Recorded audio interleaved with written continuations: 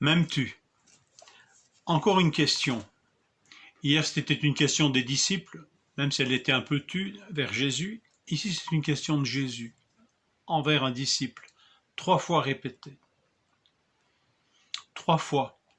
Comme si le Seigneur nous rappelait que la question qui lui importe plus que tout, c'est cette réponse que nous allons apporter à cette question. Cette seule question, m'aimes-tu? Qui est finalement la base de notre relation avec le Seigneur, de l'aimer. 3 fois posée. Parce que c'est important, parce que c'est essentiel, nous venons de le lire. Mais on peut peut-être prolonger ou essayer de revenir au contexte. Dans le contexte, ne peut-on pas voir dans cette question posée 3 fois un rappel du triple reniement de Pierre? Tu étais avec Jésus de Nazareth. Il le nia en disant « Je ne sais ni ne comprends ce que tu veux dire ». Il fait partie de ces gens-là. Il le nia de nouveau. Certainement tu fais partie de ces gens-là, car tu es galiléen, ta langue te trahit. Alors il se mit à jurer, en lançant des malédictions. Je ne connais pas cet homme, son Seigneur Jésus, il l'appelle à ce moment-là, cet homme dont vous parlez. Est-ce que la tristesse de Pierre, la 3e fois, la 3e question, la 3e fois que le Seigneur va mentionner cette question, m'aimes-tu, est-ce que c'est un rappel qui lui transperce l'âme de ce 3e reniement tellement lourd, tellement grave? N'y voyons pas une trace de cruauté de Jésus, mais un signe de sa grâce et de sa bienveillance. La première fois, m'aimes-tu plus que ceci? Sans doute écho à nouveau à la déclaration de Pierre, quand Jésus le prévint que tous allaient le trahir. Et Pierre va dire, si tous chutent aujourd'hui, ce ne sera pas mon cas. Si tous ceux-là te trahissent et tombent, ce ne sera pas mon cas. Et à cette question, m'aimes-tu plus que ceci? Écoutez bien la nuance, elle est d'importance. M'aimes-tu plus que ceci? Réponse spontanée de Pierre. Oui, oui, Seigneur, je les aime, je t'aime plus que ceci. Et puis suit une formulation un peu plus humble. Tu sais, Seigneur, que j'ai de l'amour pour toi. La 2e fois, la question, m'aimes-tu? Et là, il n'est plus question de plus que ceci. Mais la même réponse fuse, spontanée. Oui. Avec la même formule un peu plus humble.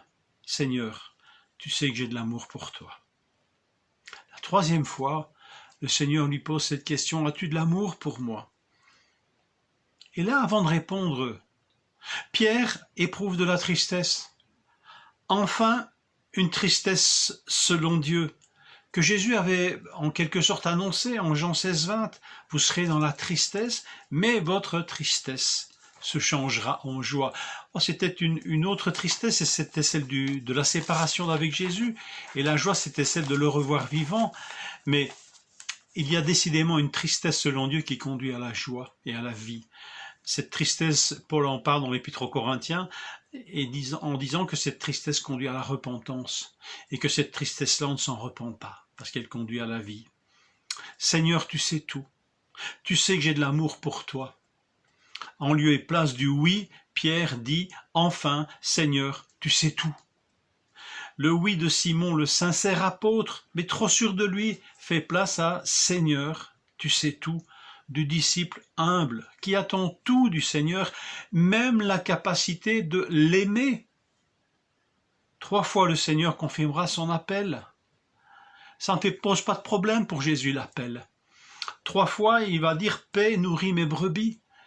Cet appel, il ne le remet pas en cause, mais ce qui est important aux yeux de Jésus, c'est la base sur laquelle on va répondre à cet appel. Et cette base, c'est cette réponse, m'aimes-tu? Jésus conduit Pierre avec une délicatesse extraordinaire à renoncer à ses propres résolutions, à mourir à ses illusions de volonté propre, jusqu'au point de tout attendre de Jésus. La question demeure, pour nous tous, nous toutes, m'aimes-tu? Vous rappelez-vous de la méditation sur le disciple que Jésus aimait? Est-ce que tu te sais aimer? Est-ce que tu es le disciple que Jésus aime?